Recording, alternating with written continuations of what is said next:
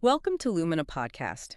Today we're diving into a really transformative book, Your Money or Your Life, by Vicki and Joe Dominguez. That's right. And this isn't, your typical personal finance book.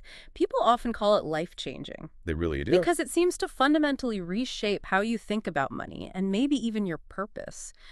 We want to explore today how this conversation might just rewire how you think about earning, spending, what really matters. Yeah, and what's amazing, I think, is how relevant it still feels. It was originally published back in the early 90s. Right.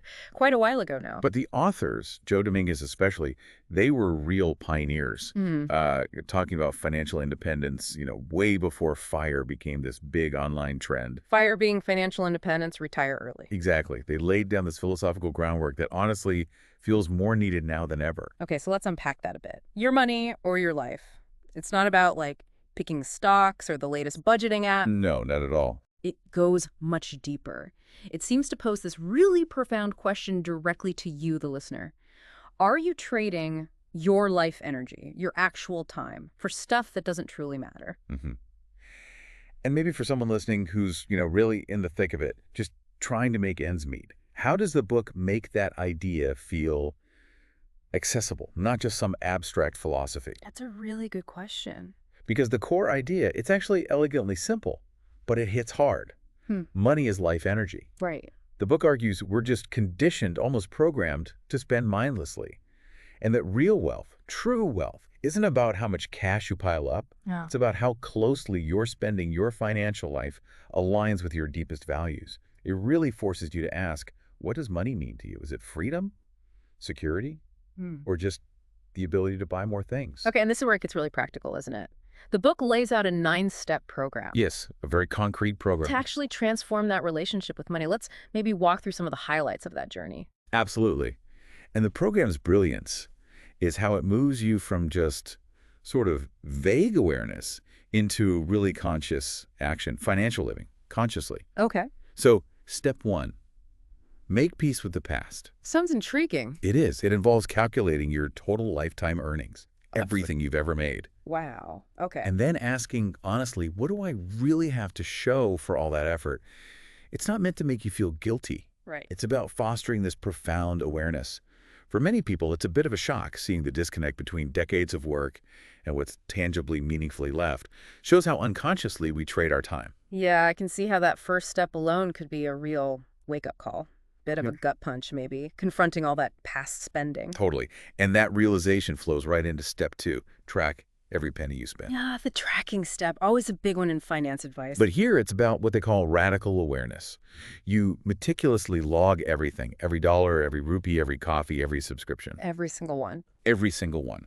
Because, as they say, clarity is power. You just can't change what you don't measure, what you don't see. Lots of people find their mystery spending here. I can almost hear some listeners thinking, that sounds so tedious. Does the book offer ways to make that feel less like a massive chore? It does. It stresses it's not about judging yourself. It's pure observation, like a scientist collecting data. Yeah. And once you have that data, Then what? then you move to step 3, the monthly money review. This is where you create a visual system, maybe a big wall chart or a spreadsheet if that's your thing. Okay, visual. Yeah. And you don't just look at how much you spent, you critically evaluate. Was each expense actually worth it? Did that Uber ride, that takeout meal, that gadget, did it genuinely bring joy or align with your values? It's less budgeting, more like a values audit of your spending. A values audit. I like that framing. And that leads straight into perhaps the most profound step, step 4. Evaluate every expense against life energy. This is the big one, isn't it? This is the core insight. Instead of thinking in dollars or pounds or rupees, you translate the cost into hours of your life, your actual life energy. Give us an example. Okay, say you earn, after taxes and work-related costs, maybe $20 an hour effectively. Yeah. And something costs $200. Right. That's not $200. That's 10 hours of your finite life you traded for it. 10 hours you'll never get back. Wow. And the question then becomes, knowing the real cost in your irreplaceable time, would you still make that purchase? That's where the psychological shift really kicks in. That's the concept that really hit me when I first encountered this book. Reframing purchases as hours of your life. It changes your priorities almost instantly, doesn't it? It really does. It stops being just a mental trick and actually alters how you feel about buying things. Exactly. And to keep that visible, there's step 5. Create that wall chart or visual system we mentioned. Reinforcing step 3. Right. Because seeing it visually is incredibly motivating. You literally watch your spending patterns change on paper or on screen as you take back control. It's like seeing your financial health improve graphically. Okay. What's next? Next is a really countercultural idea, especially today. Step 6.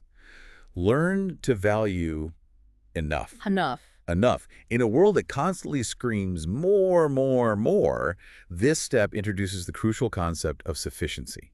Finding that sweet spot where you have what you need to be content, fulfilled, without endless overconsumption. It challenges that consumer treadmill. That feels huge. In our society, we're just bombarded with messages to buy more, achieve more, have more.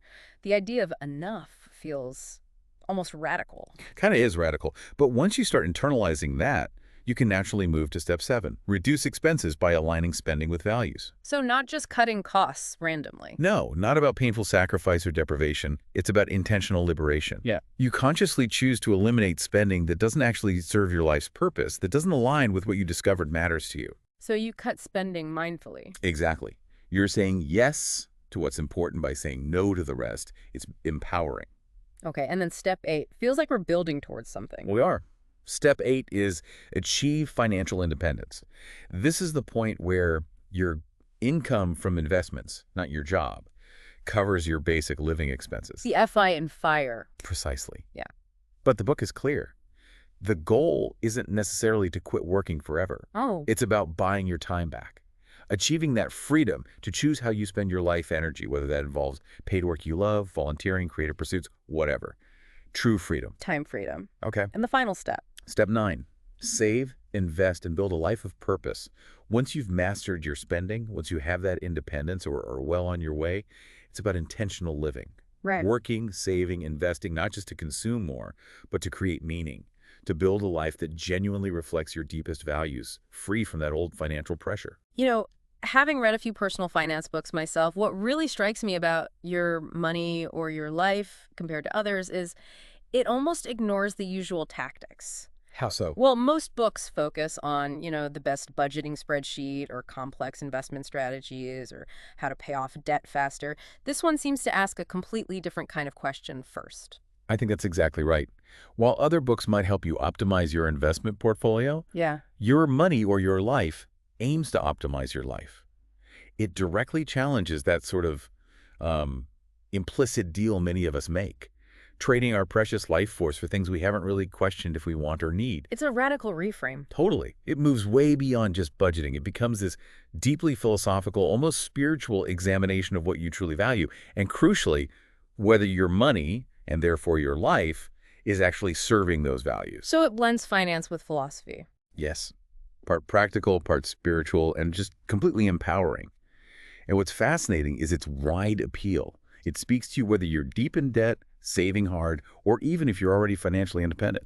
That idea of shifting perspective, Mhm. for me, like I said, that life energy concept was just mind-blowing. And I also really appreciated how non-judgmental the book feels. It doesn't shame you for past spending.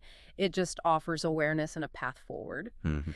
But thinking about listeners again, that step 2, tracking every single rupee or dollar, that might still feel overwhelming or tedious for some.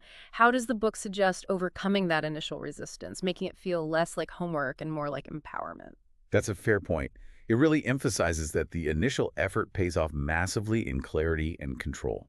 Seeing exactly where your life energy is flowing becomes the reward. It shifts from chore to tool, Okay. and the empowerment comes from that clarity. So thinking about actionable steps someone could take, like right now. Yeah, what are some takeaways? Well, the focus is values-based spending. It doesn't mean you have to be super frugal on everything. You just need to be intentional. Right. So maybe first, just try tracking your spending for 1 week. Not forever, just 1 week. See what you notice. Yeah. That alone gives you immediate clarity without a huge commitment. Okay. 1 week, doable. Second, after you buy something, anything, just pause for a second and ask yourself, was this honestly worth the hours of my life I traded for it? That simple question. That simple question. And maybe third, Consider creating your own sort of joy per dollar score for different spending categories. Some things we spend money on way more lasting well-being than others, right? For sure. Some expenses are definitely better investments in happiness. Exactly. Identify yours. So, thinking about all this, who is your money or your life really for? Who would get the most out of it? Good question. I'd say if you're feeling tired of the paycheck to paycheck cycle, or if you're questioning your career path, your lifestyle choices, Yeah. maybe you're just yearning for more freedom, more meaning, or even if you're just curious about minimalism or intentional living. If any of that resonates, this book will likely hit home. And who is it not for? Well, it's probably not for you if you're just looking for like quick get-rich-quick schemes or secrets to beat the stock market. That's not its focus at all. Okay. But if you're ready to get truly conscious, truly intentional about your money and how it connects to your life, then yes, it's a powerful, powerful guide. It really sounds like it. And maybe that leaves us with a final thought for everyone listening. Every single day, you are trading your life energy for something. Just make sure it's worth it. A powerful place to leave it. That wraps up today's exploration of Your Money or Your Life, a book that, you're right, is in so many ways much more about living than just about money. Thanks for joining us on Lumina Podcast.